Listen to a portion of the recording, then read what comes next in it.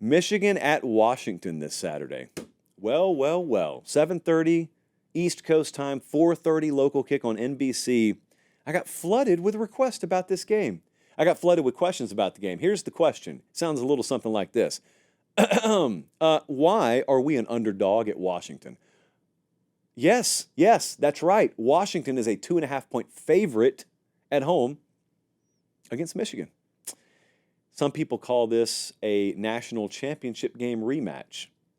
In terms of logos, it is. Virtually none of the players and coaches are still there.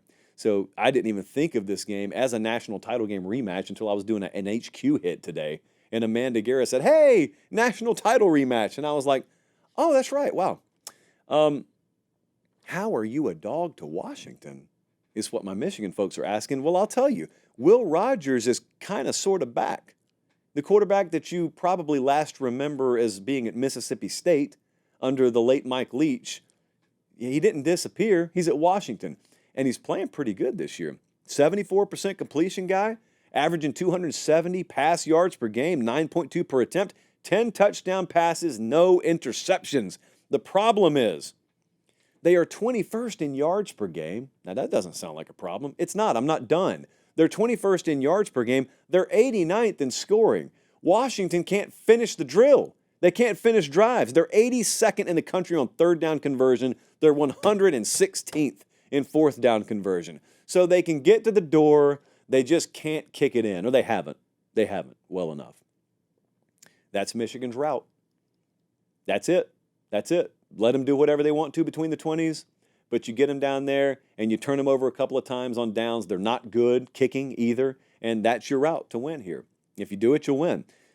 Alex Orji, quarterback there at Michigan, 32 pass yards versus USC, 86. So he more than doubled the output against USC last week and still didn't top 100 yards against Minnesota. They cannot let Washington flip the script here. Okay, Colston Loveland is Michigan's leading receiver. He's their tight end. This is a mind-blowing, bonkers-level number that I'm about to give you, but it's true.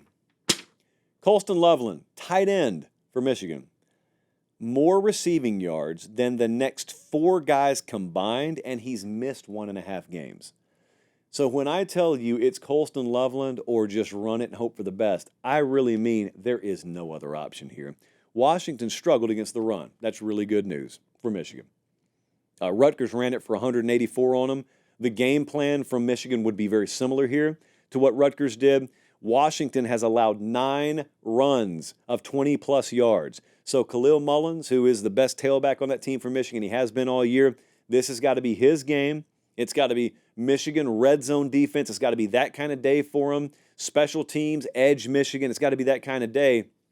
This is Michigan's first time leaving home under this new coaching staff. First time this year leaving home. Cross-country flight.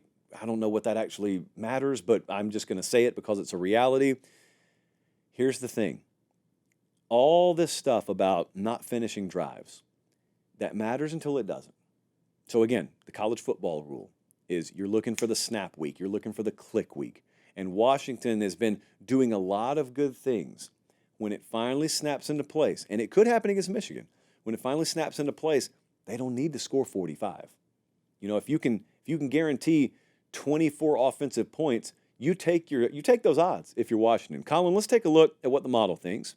FanDuel right now is Washington minus 2.5. Model agrees. We got Washington winning the game by 2. I think they're going to find a way to win the game. It'll look like an upset, but it would not be an upset. Number 10 team in the country against unranked Washington, they're a dog. And depending on game script here, obviously this could shift violently one way or the other. I think Will Rogers is going to find enough. And I think that they're going to find a way to win this game, and home field is going to matter. And that is the most, them and South Carolina, 2 of the most underrated home fields in the country. And Michigan still got the 5th best odds to win the Big Ten. I think that inverts a little bit. Not that Washington's going to challenge for this thing, but I think if Will Rogers can just give me enough, I think somehow, some way Washington finds a way to win that thing and cover.